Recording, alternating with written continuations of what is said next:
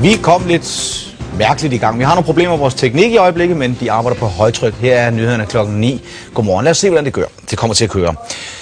For anden gang på 3 dage har der været en drukneulykke, og det er sket i havnebadet ved Islands Brygge i København. Politiet har nu afspærret svømmebassinet. Vi har stadigvæk nogle tekniske problemer.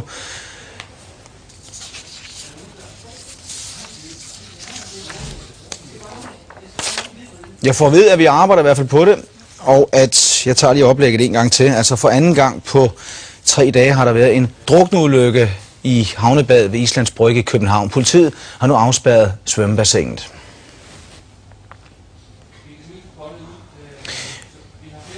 Vi har nogle problemer, men jeg kan sige, at vi måske har mulighed for at gå direkte til svømmebadet som ved Islands Brygge, som nu er lukket. Jeg ved ikke, om det er muligt. Det er det ikke. Vi går videre til en anden historie. Socialdemokraten Helle Thorning-Schmidt bevæger sig ud i politisk stormvejr med et kontroversielt synspunkt. Retten til efterløn skal ikke længere være lige for alle. Vi har meget store problemer lige i øjeblikket. Og så kan I sidde og grine lidt derude. Det kan jeg også, men det hjælper ikke noget. Jeg skal høre, om vi har noget som helst at kunne sende lige i øjeblikket.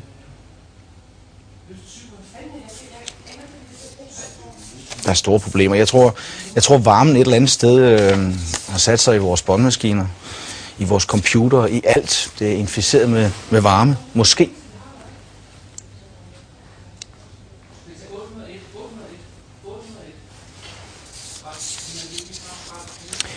Nu får jeg i hvert fald at vide, at vi kan forsøge med en historie, som jeg lige skal finde frem her.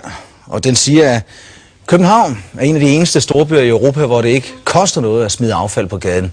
Det vil bygge- og teknikborgmester Søren Pind have ændret. God idé, siger dem, der rydder op efter miljøsvinene. Et eller andet sted, så har jeg en fornemmelse. Jeg får at vide, om 20 sekunder, så kan vi køre det, som jeg lige har annonceret. Nu har jeg snart annonceret en del historier.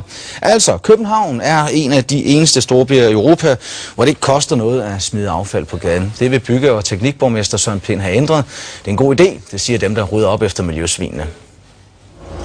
Klokken er 4. Komprimatorvognen og fejemaskinerne er på vej ud for at rydde op efter danskernes afslappede holdning til skraldespanden.